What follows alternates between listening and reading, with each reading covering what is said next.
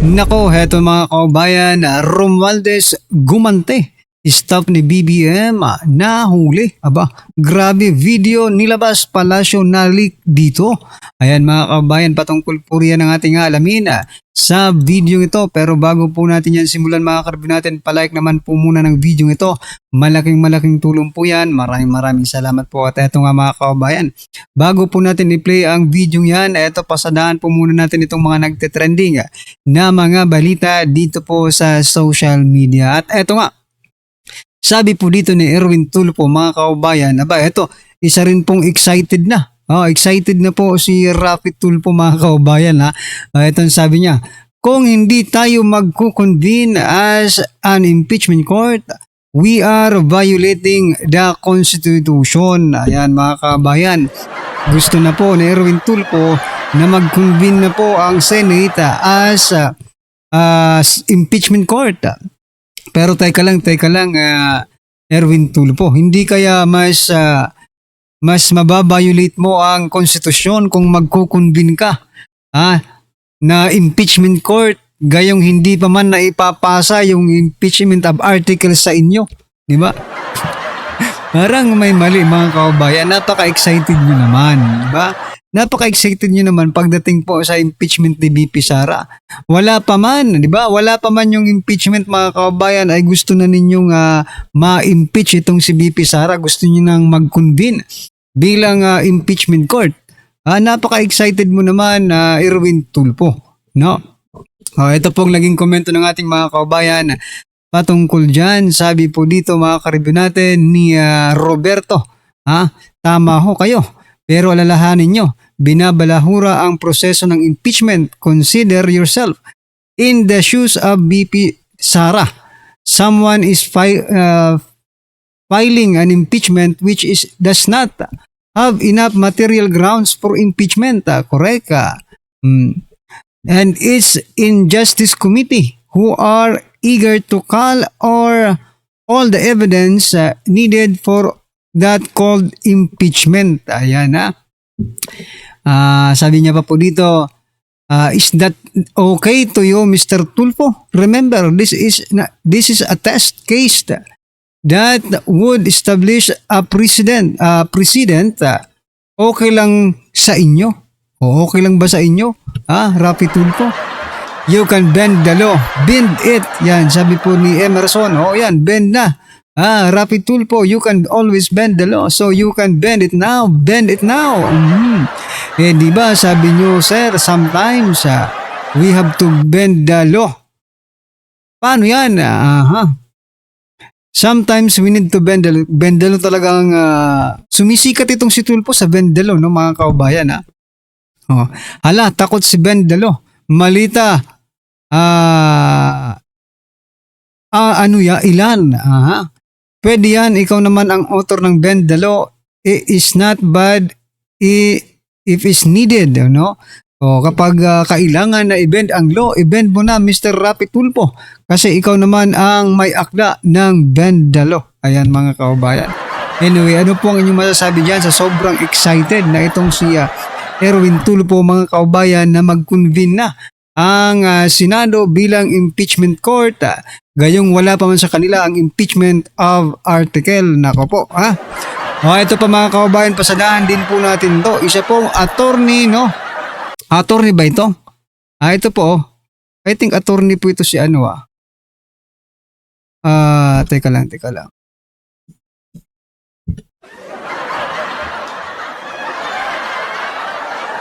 I think attorney po ito si Lorna Kapunan. Attorney po ba ito siya? I think attorney po ito. Sabi niya po kasi dito, no? Sabi po dito ni Lorna Kapunan mga kababayan, kung manalo si BP Sara as president, tayo ang may kasalanan. Tayo daw ang may kasalanan mga kababayan kapag nanalo si BP. Sila ang may kasalanan, hindi tayo. Kasi tayo gustong-gusto nga natin manalo si BP Sara. Pero okay lang. Kung yan po ang ikakaligaya ninyo, nakasalanan ninyo si BP, kung manalo si BP Sara as president, wala tayong magagawa dyan. Dalhin nyo yan hanggang sa inyong pagkagurgur, di ba? Hanggang mawala kayo dito sa mundong ibabaw, dalhin nyo yung kasalanan ninyo. Okay lang sa amin kahit kahit masira na kayo. Masira ang mga pag-iisip ninyo sa kakaisip dahil sa pagkapanalo ni VP Sara, di ba? Basta wag nyo lang idadama yung taong bayan, di ba? Ang hirap kasi sa mga ito, dinadami, palaging sinasabi, ang taong bayan, di ba? Oo. Lagi nilang ginagamit, ginagawang sangkalan yung taong bayan na wala naman pakialam ang taong bayan sa inyo, di ba? Pero eto, matindi to parang mayroon siyang gustong iparating dito mga kababayan. Ang ibig niya sabihin siguro dito wag nating papanalunin si VP Sara. Di gawin nyo na ang lahat. Hindi lang, ngayon pa nga lang, ginagawa nyo na yung inyong makakaya, di ba, dyan sa House of Representatives para lang hindi maging presidente si Vice President Sara Duterte pagdating ng panahon. Di ba? Ito pong naging komento ng ating mga kababayan patungkol po dito sa sinasabi ni Kapunan. Sabi po dito, Madam Kapun, hindi kasalanan ng taong bayan at hindi rin kami nagsisisi na si VP Sara ang naging Vice President kasi nakikita namin ang mabuting pamamalakad at walang halong kasinungalingan.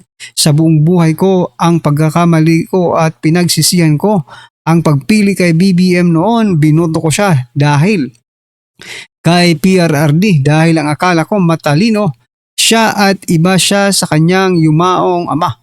Pero mali pala ang nasa isip ko. Mas malala pa pala siya sa kanyang ama, aray ko po. Sabi pa po dito mga kabayan, Bako Nimo, sabi ni Mami Jupeta. Sabi naman po ni Santino, ipapanalo talaga namin si VP Sara, magkaisa kaming taong bayan, mas mababago ang takbo ng bansang Pinas kapag si VP Sara ang maging Pangulo, correct. Sabi pa po dito, unahin muna natin sisi ang paghihirap ng mga Pilipino dahil sa korupsyon ng BBM admin, billions of flood control and Malita issue. Ayan, hindi talaga mawawala itong Malita issue mga kababayan. Maleta. Kailan ka ba bubuksan dyan sa Blue Ribbon? Kailan kaya tatalian ng Blue Ribbon ang mga maletang ito? Sabi po dito, unhost responsible in your face, Chucky. Tinawag ka pa tuloy Chucky. Tingnan natin kung Chucky nga. Sa palagay nyo, mukhang Chucky ba ito mga kababayan? Parang iba yung naiisip ko. Something, may something, di ba? Anyway, ano po ang inyong opinion dyan mga karibin natin? Just comment down below. At eto mga kababayan, pagbigyan nyo po ako, gusto ko pa pong i-share itong last po natin i-share na nag-trending, no? Bago po natin i-play yung video. Ito, nagustuhan ko lang kasi ito mga kababayan, no?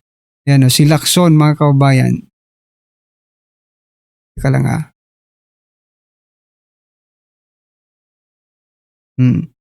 Ayan, sabi po kasi dito mga karibin natin, Lacson, walang nakikitang overall mastermind sa flood control. Paano ka nga naman makakakita niyan mga karibin natin kung nakaganyan ka? Walang nakikitang mastermind sa flood control scandal. Yan po si Lacson mga kababayan. Paano ka nga naman makakakita kung ganyan po ang sitwasyon mo? Diba? Mahirap ka talagang makakita pag ganyan na Senator Ping Lacson, no? Tingnan mo naman. Talagang nakapiring. Diba? Nakapiring po si Senator Ping Lacson ng kwarta. Yan po ay posted by Katubal ng Milan vlog. Ayan mga kababayan. At sa bagay, this is only tawag dito. Parang ang tawag dyan sa illustration, di ba? This is only illustrate, no? That Senator Ping Lacson is a blind person, no? Because of this, no? Itong kwartang itong na nakatahob sa kanyang mga mata. Aray ko po. Ano po ang inyong masasabi dyan mga kababayan? Just comment down below at eto, pasalahan na po natin yung video. Pasok pa. Ang video ng PGBM na founder na si Franco Mabanta, matapos itong mahuli sa isang kontrobersyal na issue. Ayun! Ano kaya itong video na to? Ang tanong ngayon, sino ba talaga si Mabanta sa mundo ng social media o ng online news o sa politika? Kaibigan daw ba ni Pangulong Duterte ito? O kaibigan ni Bongbong Marcos? Naku po. O ginagamit lang ang pangalan ng malalaking politiko para bumango ang imahe ng ilang nasa posisyon? Kasi alam nyo naman sa Pilipinas, kapag may issue, biglang may mga pangalan na naisasabit. DDS daw, nako. Marcos supporter daw, nako. Connected daw sa ganito, kakilala daw ni ganyan. Pero dito sa Banat Bay, hindi tayo agad kakagat sa mga chismis at fake news ni Auntie Claire. Hihimayin natin kung ano ang lumalabas, ano ang ebidensya, at ano ang palabok lang. Ang mas matinding tanong, bakit ngayon lang lumabas ang mga ganitong balita? May video pa? May detalye pa? Naku po, may tinatago ba? May pinoprotektahan ba? O may pinapabagsak na kampo? Ayaw. Panoorin mo natin ito munang pagkahuli sa kanya kasi napaka-importante ho nito. Pasok. Estado ng mga ahente ng NBI ang founder ng media company na Peanut Gallery Media Network at 4 na iba pa. Dahil ito sa pangingikil umano kay former House Speaker Martin Romualdez kaugnay sa flood control scandal. Para sa update, magbabalita si Gio Robles. Gio, nasaan na ngayon itong 5 suspect? Cheryl, tama ka nga, no? Iniharap na sa media kanina ng Bibigyan ko kayo ng konteksto mamaya ng PGMN at saka ni Mabanta. Napaka-importante nun. Tsaka ni Romualdez. Ikikwento ko sa inyo. NBI si Franco Mabanta, ang founder, CEO, Pangulo ng Peanut Gallery Media Network, isang online media platform. Arestado sa entrapment operation ng NBI si Mabanta at 4 na iba pa dahil sa reklamong extortion kay dating House Speaker Martin Romualdez. Mismong ang representative ni Romualdez ang complainant ayon sa NBI. Sa press Nga pala mga kabayan, no, nabisita nyo na po ba yung page ng PGMN? PGMN, yan ha? Nabisita nyo na po ba? Nako, mayroon po silang ilinabas, nako, na medyo mahaba-habang video, mga kabayan, at magugulat kayo sa kanilang balita, mga kabayan.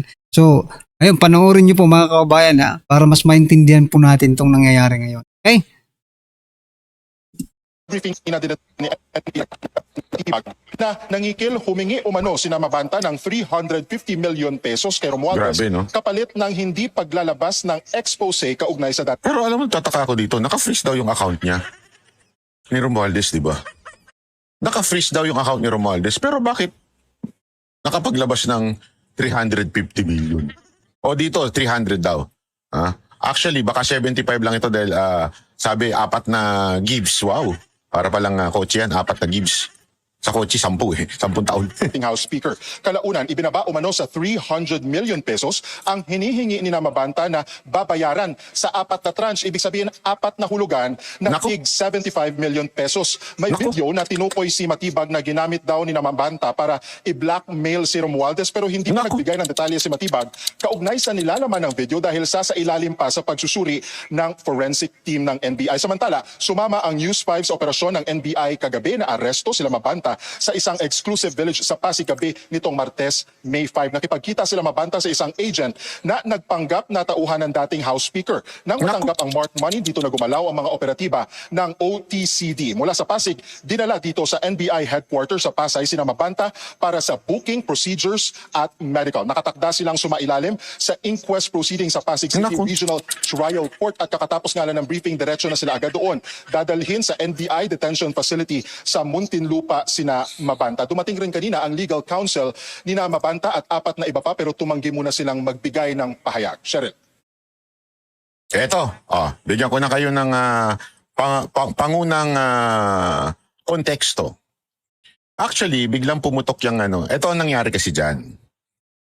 Ipapaliwanag ko natin at lalagyan po natin ito ng mga resibo.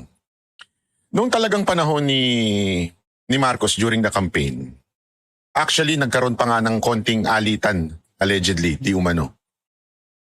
Etong si Franco Mabanta at yung isa pang vlogger, yung malusog, di ko na lang papangalanan kasi hindi naman siya pinangalanan dito. Yung bayot na malusog, hindi ko na lang sasabihin. Kasi pareho silang kaibigan ni Marcos. Yung nagpipretend na Duterte supporter dati, yung bayot na mataba. Hindi ko na lang sasabihin yung sabi nilang may sakit na daw. Yun ang dating magkakaibigan. At ang balita nga, ito'y balita po ito'y alleged lang Ito'y haka-haka lang nung iba. Ito'y kinwento nung iba. Naglaban daw itong si Mabanta at itong si Bayot. Hindi ko na sasabihin kung sino yung Bayot ha. Kilala nyo naman yan, sigurado ako. Mag-isip kayo. Think. Diba? Siya po, naglaban daw sila. Kasi itong si Bayot, sinulot daw sa kanya kay Mabanta si Marcos. So kliyente ni Mabanta talaga si Marcos. Sa katunayan, may mga lumabas na balita sa politiko. Papakita natin. Hindi, para maintindihan natin kasi hindi ho tayo basta-basta, yan, ayan. Ito po, mismong politiko ang nagbalita. Bongbong Marcos stops Franco Mabanta as social media director. Siyempre, itong si Bayot, hindi ito nakapwesto nung panahon ni Pangulong Duterte. Nagpipilit ito na makapwesto nung panahon ni Pangulong Duterte. At may balita pa nga, kinikilan niya. Sinisingil niya, alam mo naman si Pangulong Duterte ayaw sa ganyan. And ginamit pa si Moca nun para magpalakas sa mga Duterte. Pero alam mo naman, hindi ho ganun sa kampo ni Pangulong Duterte. Kaya galit na galit ito kay Moca banatan pa nito si Moca nun Meron din siyang isang kaibigan na naisali din. Naaway-away sila dyan. Binanatan si Moca. Hindi nila matanggap na bakit mas matalino siya. Si Moca ang kinuha bilang assistant secretary ng Malacanang. So yan mga kababayan, ano pong inyong opinion, reaction patungkol po sa video ito? Just comment down below mga kababayan, at syempre, huwag niyo pong kalimutang i-like ang video ito. Malaking tulong po yan. Maraming salamat po.